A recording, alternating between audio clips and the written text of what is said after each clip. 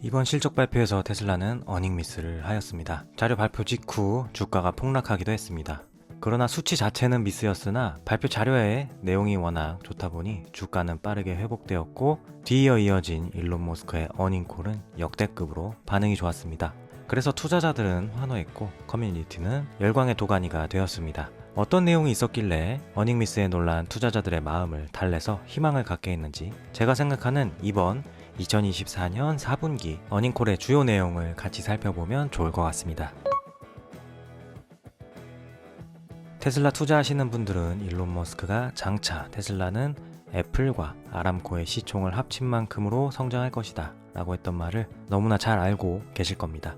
그리고 일론 머스크에 대한 주주투표 보상안이 압도적인 표차로 통과되었을 때도 테슬라를 지구상에서 가장 가치 있는 회사로 만들어줘 라고 말한 홀마스 카탈로그의 말에 알겠어 라고 일론 머스크는 대답하기도 했었습니다. 즉 일론 머스크에게 시총 1위는 늘 고정된 목표였고 그것을 향해 나아가고 있음을 우리는 잘 알고 있었습니다. 그런데 이번 어닝콜에서는 테슬라가 시총 압도적 1위는 물론이고 그 다음에 상위 5개 기업을 합친 것보다 더 큰 시총을 가질 수 있다라고 일론 머스크는 말을 하였습니다. 그는 저는 그 길을 봅니다. 쉬운 길이라고 말하는 건 아니지만 테슬라가 세계에서 가장 가치 있는 회사가 되는 길이 보입니다. 근접도 못할 것입니다. 몇 배는 될지도 모릅니다. 테슬라가 다음 상위 5개 회사를 합친 것보다 더 가치 있는 길이 있습니다. 라고 하였고 도입부부터 던진 이 발언은 어닝콜을 듣기 위해 마음의 준비를 한 투자자들을 열광시키기에 충분했습니다.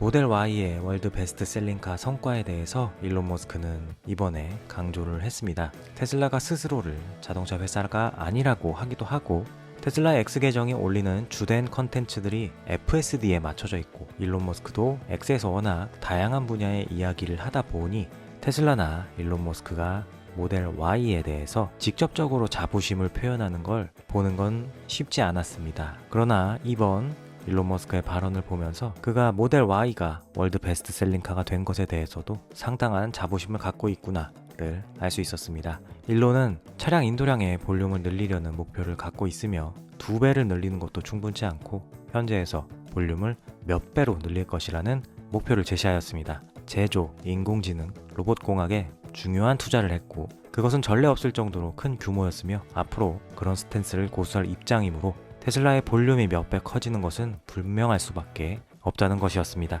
이것은 사이버캡, 저가형 차량과 같은 엄청난 볼륨 모델이 같이 합쳐진다는 이야기이기도 합니다. 따라서 진짜 몇 년 내로 테슬라의 1000만 대 차량 인도 시대가 열릴지도 모르겠습니다.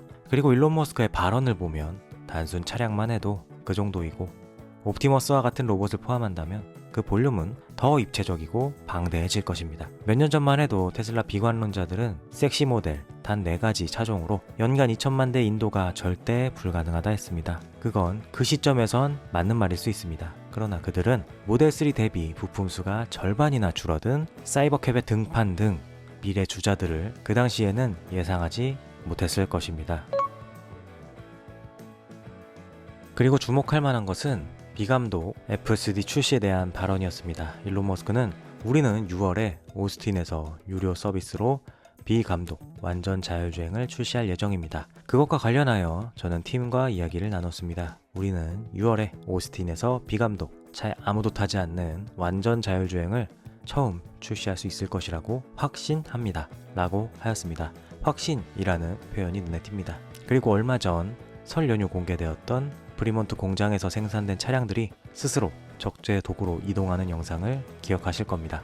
모두에게 정말 기분 좋은 충격을 안겼는데요. 일론은 그 내용도 언급했습니다. 그는 캘리포니아주 프리몬트 공장에서 매 수천 대의 자동차가 아무도 타지 않은 채로 달리고 있는데 우리는 곧 오스틴에서 그리고 전 세계의 다른 공장에서도 그렇게 할 것입니다. 꽤 멋진 일입니다. 라고 말하며 프리몬트가 아닌 다른 공장들에서도 이제 스스로 생산 차량들이 이동할 것임을 암시하였습니다. 그리고 테슬라는 고정밀 지역 지도를 요구하지 않는다라는 말을 하고 이것은 그것이 없으면 구동이 쉽지 않은 라이다 기반 자율주행 서비스 대비 테슬라의 솔루션이 더 낫다는 것을 의미할 것입니다. 다만 일론은 오스틴에서 한정적으로 시작하는 이유는 테슬라 스스로 조심하기 위해서이지 오스틴 너머에서 작동하지 않는다는 것은 아니라며 다른 지역에서의 구동도 자신감이 있음을 강조했습니다. 그리고 몇 번의 발언을 지나 투자자 질문에 답변하면서 캘리포니아에서도 무감독 FSD 출시 계획을 알렸습니다. 윌로는 저는 올해 캘리포니아에서도 비감독형 FSD를 출시할 것이라고 확신합니다. 사실 올해 말까지 미국 여러 지역에서 감독 없는 FSD를 출시할 가능성이 매우 높다고 생각합니다. 라고 하였습니다. 그리고 뒤이어 나온 멘트는 옵티머스에 관한 것이었고 매우 놀라웠습니다. 테슬라는 올해 옵티머스를 10,000대 생산할 계획이라고 했기 때문입니다. 그는 절대적으로 정밀하게 예측할 순 없지만 일반적인 내부 계획에 따르면 올해 약 10,000대의 옵티머스 로봇을 제작할 예정입니다. 10,000대를 만드는 것은 다소 무리일 수 있지만 수천 대까지는 성공할 것이라고 생각합니다. 라고 하였습니다. 그리고 뒤에서 투자자 질문에 답하며 내년 하반기쯤에 테슬라가 아닌 회사에 옵티머스 로봇을 공급하기 시작할 것이라고도 하였습니다. 그리고 소름 돋는 멘트가 이어졌는데요. 그는 이어 1년에 1억 개의 옵티머스를 만드는 데는 그렇게 오랜 시간이 걸리지 않을 겁니다. 우리가 생산 능력을 1년에 5배씩 증가시킨다면 말입니다. 라고 하였습니다. 1억 대의 옵티머스를 연간 생산해내는 테슬라, 그때의 주가는 얼마가 되어 있을지 정말 쉽게 상상이 가지 않습니다. 이전 어닝콜에서도 타사와 FSD 라이센싱 논의 중이라는 말을 했기 때문에 자칫 같은 말의 반복일 수 있지만 디테일이 달랐습니다. 우선 여러 주요 회사들이 테슬라의 FSD 라이센싱에 대해 상당한 관심을 보이고 있다고 한 점이 달랐습니다. 즉 주도권을 테슬라가 쥐고 있다라고 하는 것이겠죠. 그리고 더 중요한 것은 테슬라는 FSD 라이센싱을 하기 위해 대량 생산이 가능한 업체하고만 진행을 할 것이다 라고 한 부분입니다. 그렇지 않으면 복잡성을 감수할 가치가 없다는 것을 이유로 든 일론 머스크는 FSD가 없으면 죽는다는 것이 분명해지기 때문에 다른 제조업체가 FSD 라이선스에 관심을 가질 가능성이 매우 높아질 것이라고 생각합니다. 라고 말하며 쐐기를 박았습니다. 저는 일전에 테슬라의 FSD 라이센싱을 두고 PC 시장이 팽창할 때의 마이크로소프트의 윈도우 라이센싱과 비슷하다고 말하며 장차 엄청난 수익을 가져다 줄 것이라고 한 적이 있었는데요. 여러분도 같은 마음일 거라 생각합니다. 윈도우 PC, 아이폰으로 세상이 변하는 것을 우리가 보았던 것처럼 말입니다. 그리고 마지막으로 하드웨어 3에 대한 업그레이드 소식도 있었습니다. 이전부터 하드웨어 3으로 FSD 구현을 위해 차세대 하드웨어로 업그레이드를 해줄 것인가 아니면 소프트웨어적 해결 방식으로 끝까지 끌고 갈 것인가 사용자들 사이에서도 의견이 분분했는데요. 일론 머스크의 선택은 업그레이드를 해주는 것이었습니다. 이 방식은 테슬라가 많은 비용을 감당해야 하겠지만 가장 깔끔한 방식으로 보이기도 합니다. 일론 머스크는 제 솔직한 답은 완전 자율주행을 구매한 사람들을 위해 하드웨어 3 컴퓨터를 업그레이드 해야 한다는 것이고 그것이 솔직한 답이고 그것은 고통스럽고 어려울 것이지만 우리는 해낼 것입니다. 그렇게 많은 사람들이 FSD 패키지를 구매하지 않아서 다행입니다. 라며 해당 내용을 전해주었습니다.